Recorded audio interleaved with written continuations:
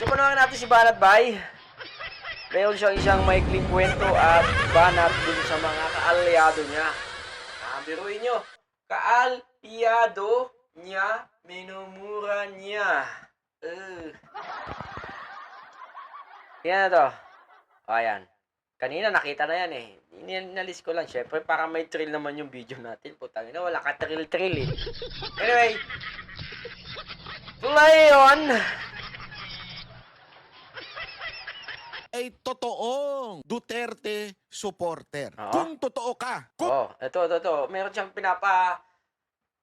tungkulan. Kung totoo ka na Duterte supporters, huwag mong ipapakita ang betlog ni Digong.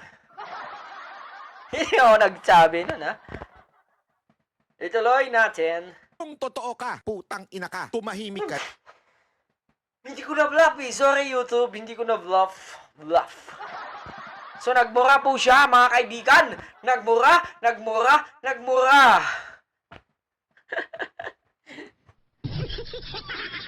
Hindi ko alam kung sino minumura niya. Alamin natin. Na bakit? Naiiskandalo na si Tatay Digong. Tatay Tumahimik ka Digong. na. Ang daming anak ni Digong. Mga 16 million. Inuungkat mo na yung buhay ni Pangulong Duterte. Oo. Binababoy mo na siya. Kung ikaw may Matagal naman ng baboy yun.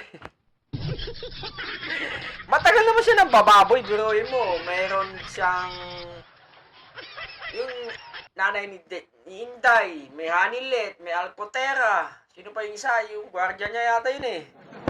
Oo, nung siya presidente, pinapapasok niya yung mga gwardiya niya dyan sa ano, yung mga gwardiya niya, mga babae, mga lalay niya. Pinapapasok niya siguro doon, no? Wala ho sigurong ibang, manang-mana talaga kay Kibuloy eh, no? Talagang magkaibigan sila, no? Ultragis na yan. Siguro, nung sa Malacanang, lahat siguro ng mga chika babes, gabi-gabi nandun. Wala sigurong ibang ginawa si Digong, kundi ikama yung mga babae niya doon, no? Kaya wala nangyari sa Pilipinas, eh.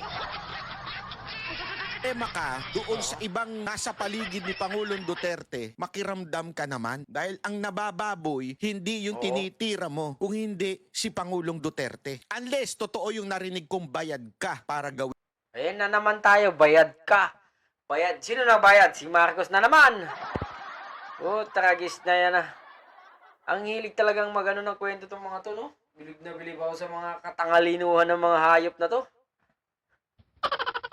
Ito, may narinig ako. Pero hindi ko na lang yung i-consider. Pero may narinig akong binabayaran ka ng isang taong nagseselos kay Pangulong Duterte. Ngayon, kung Sino? akala... Si Maharlika. Sino? Shit. mo Ang nakakatulong... daming babae talagang hinayupak na matanda na yun, no?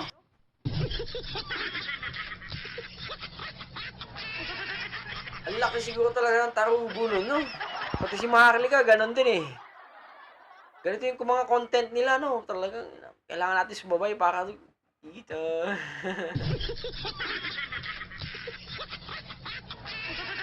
Walang ganon eh. Putang ina, kailangan natin chimis-chimis eh.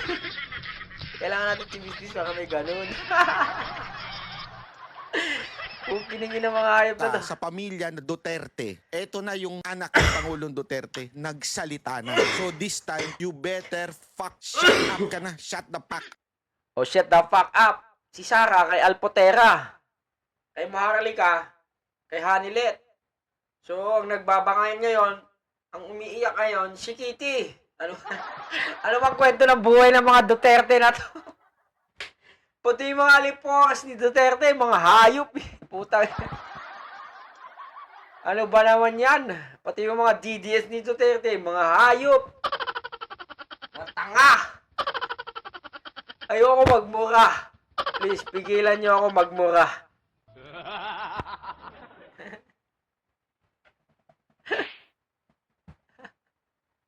Piset.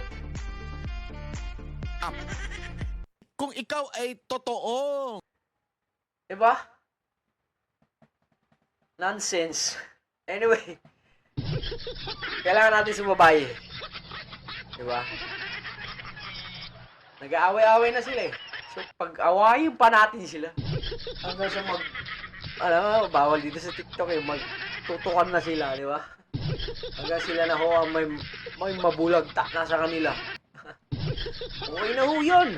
Magduelo na lang kayo. Punta kayo Luneta, magduelo kayo doon. Pang, pang, pang.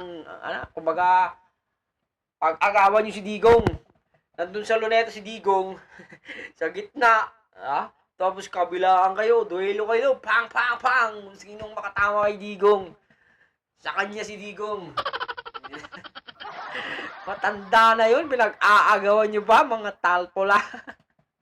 Duterte supporter. Anyway, that's the reality. That's the good news. And that is the fucking news. Hanggang sa muli. Adios. Gago!